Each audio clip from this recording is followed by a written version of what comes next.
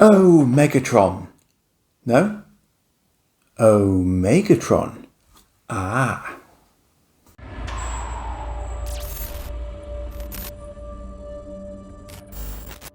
So, Grandstand Convertors. And, and this was the rabbit hole that I found myself falling down after I got the first one. Because, of course, once I clicked on the first one, eBay suggested others. And shortly thereafter, this chap came to light. And I thought, what on earth is he doing as a grandstand converter? This, for me, and for many, many other people of my era, is not Omegatron, it's Omega Supreme. Transformers, Hasbro, not Grandstand. But herein lies a tale.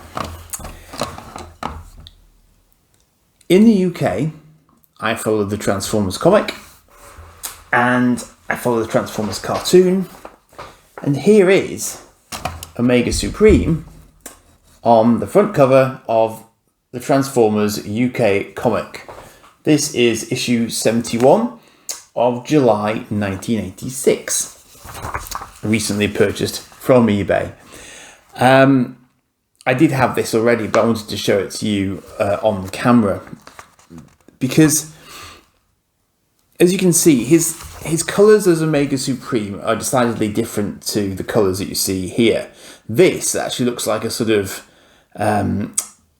what's the right term for it? It won't come to me. Shattered universe, I think it is, isn't it, for Transformers, where, you know, it's an alternate universe where Autobots are Decepticons. This looks like a Decepticon version of Omega Supreme. And you might be thinking he's a knockoff, but he isn't. He isn't. Let me just tell you a little bit about Omega Supreme if you're completely unfamiliar with him. He's been around, as you can see, since the mid-80s. He had two separate origins because the Transformers comics and the Transformers cartoons were not always lined up because the comic started before the cartoon.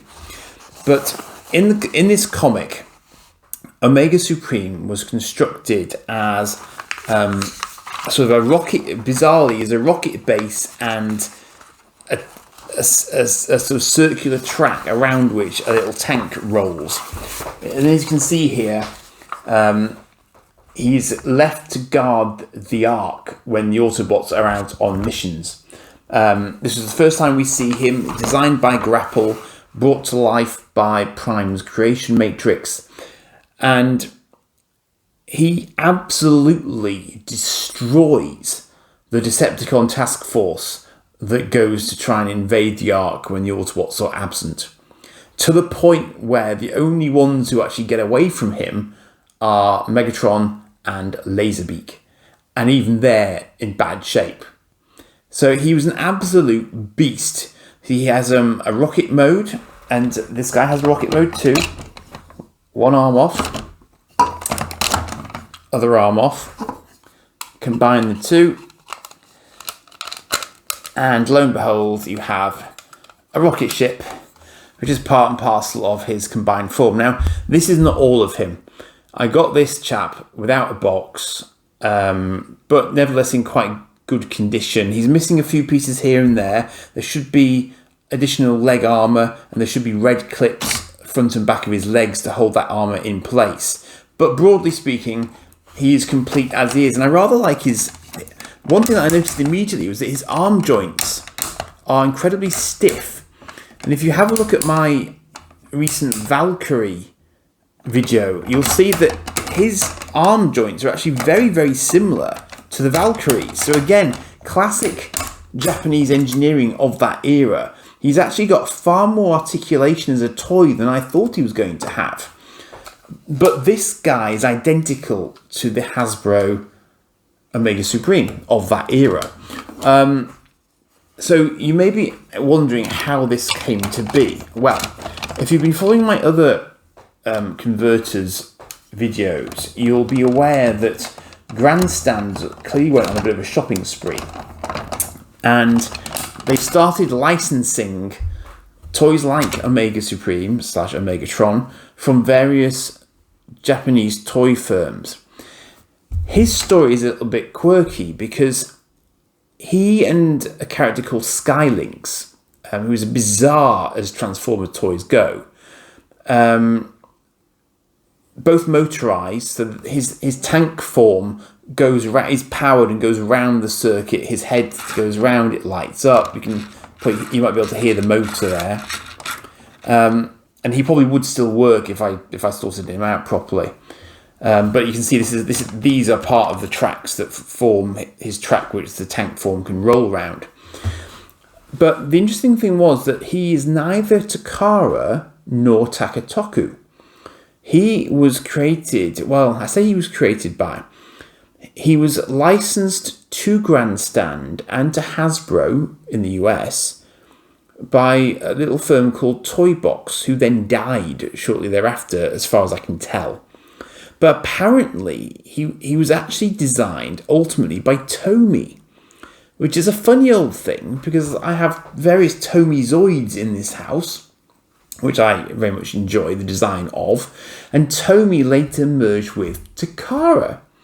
So at that point, Tomy Takara as a merged form was then able to start dealing with him in Japan, even though he wasn't originally a Takara Diaclone toy, which many of the G1 Transformers were. So he's got this funny sort of mix of backgrounds as compared to some of the other things that Grandstand got a license for, but consequently, because he was licensed, he's not a knockoff. And he is the reason why we did not get Omega Supreme as a toy in the United Kingdom during the G1 era. So despite the fact that we are getting all these funky marketing bits with this and the cartoon, we didn't actually get the toy, which is a bit of a shame. I've actually got the comic that precedes that one here as well.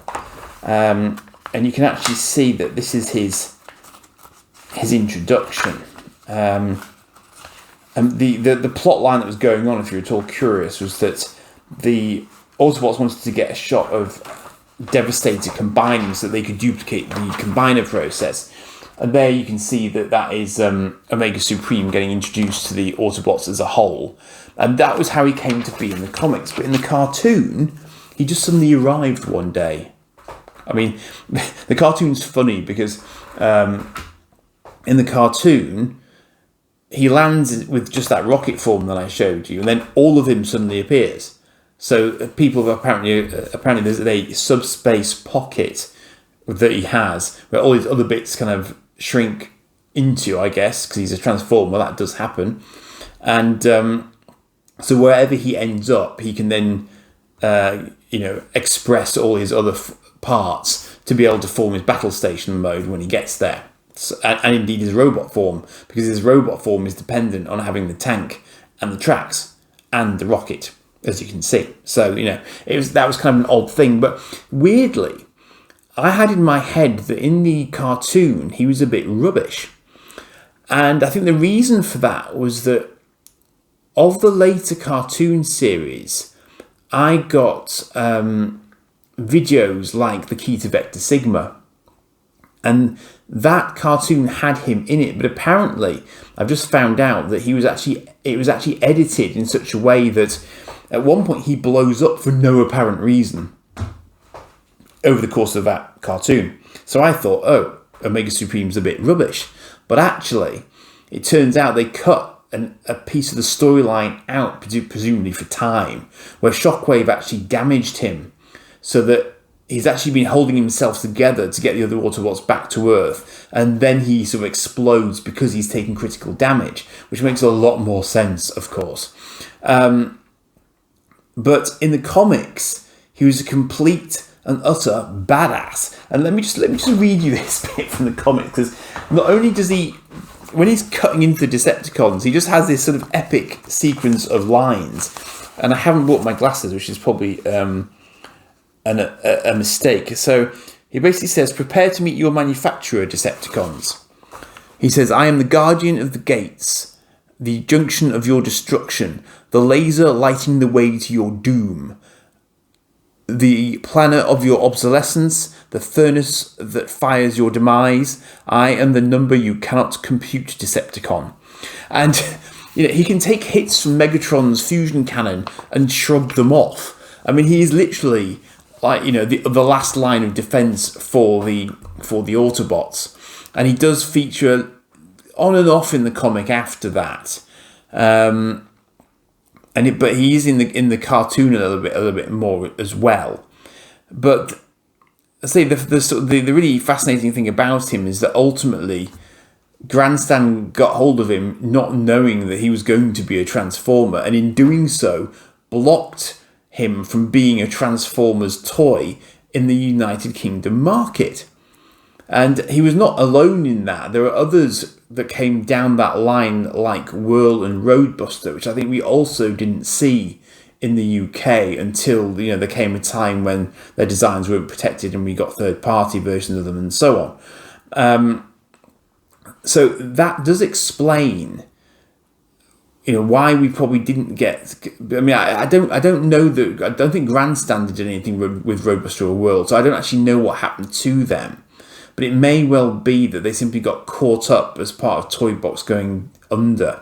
But Skylinks was another example, and again, I don't think we got Skylinks, but maybe it was because of the problems with Omega Supreme going to Grandstand. Maybe Grandstand had the rights but didn't use them, so Hasbro just couldn't do it in our market for whatever reason. I don't know, but that's why I often saw, as I was growing up, stuff in the comics that I simply couldn't buy because we just didn't get it in the UK, which is always quite irritating, but it's just one of those things. But I just couldn't, not knowing the Grandstand Converters background, I could not believe it when I saw this guy looking exactly like Omega Supreme but in different colours, and I just went, what? That's a really good looking knockoff.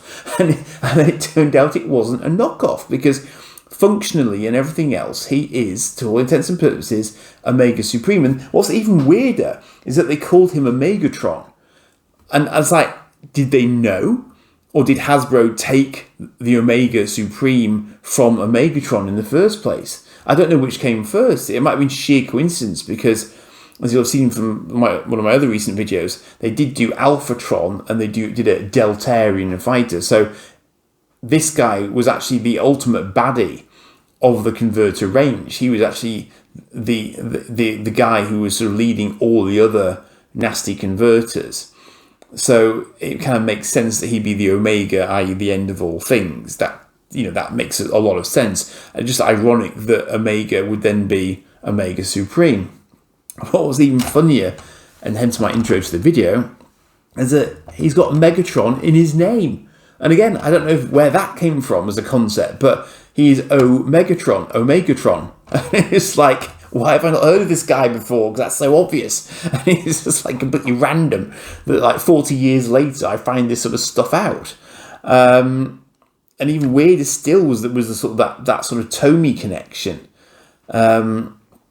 But I think until I started researching him, I didn't realise that Tommy and Takara had joined at some point. I think I half learnt about it when I was going back to Zoids and looking at what happened to Zoids after the original generation that I'd sort of been interested in when I was little.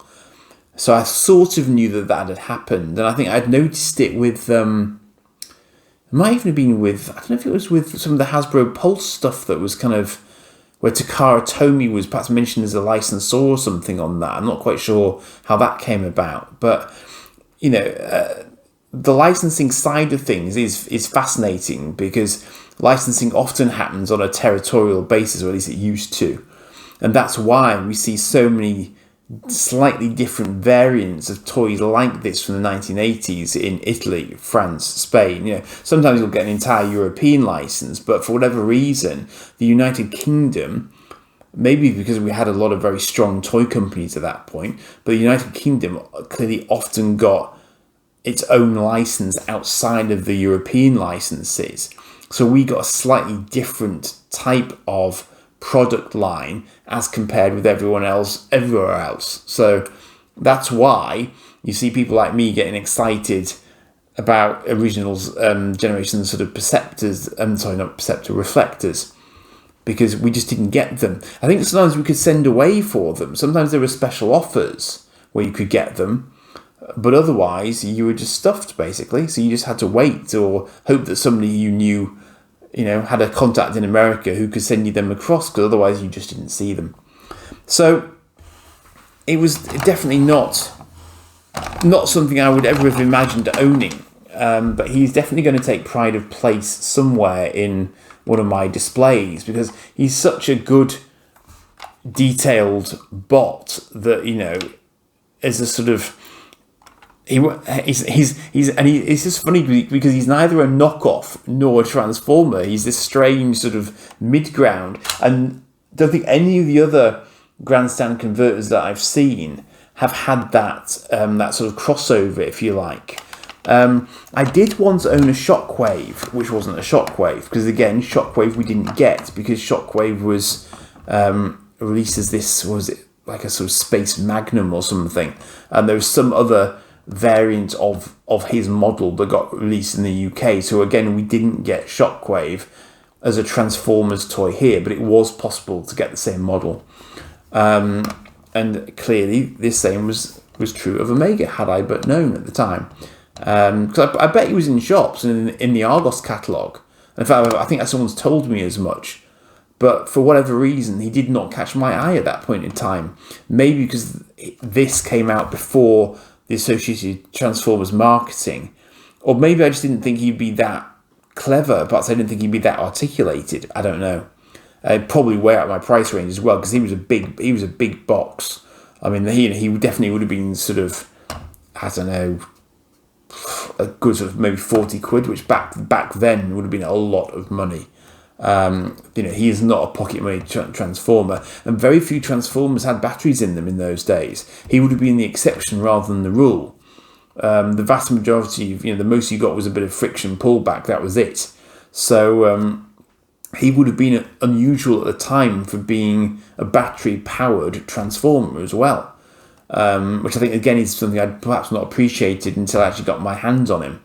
So just a fascinating tale of eBay algorithms and their cunning plan to make me spend far more money than I ever intend to when I go on the site. But he wasn't, if you just wanted him, an example of him, you can pay as much as you want to, really. You can pay, this poor chap was down as a spares and repairs kind of guy, because there were various bits missing and repaired and all that sort of good stuff on him. But I just thought, as a given his sheer size, he just displays really nicely. And someone in the know would probably say, "Well, what's that?" So I can say, well, as it happens, it's not Megatron, it's Omegatron, sort of. Anyway, so that was the last of the videos that I'm putting together for today. I've done quite well today. I've covered him, I've covered Valkyries, I've covered Alphatrons, and I've covered Phase 4 Toytronic laser rifles. So I've not done badly today.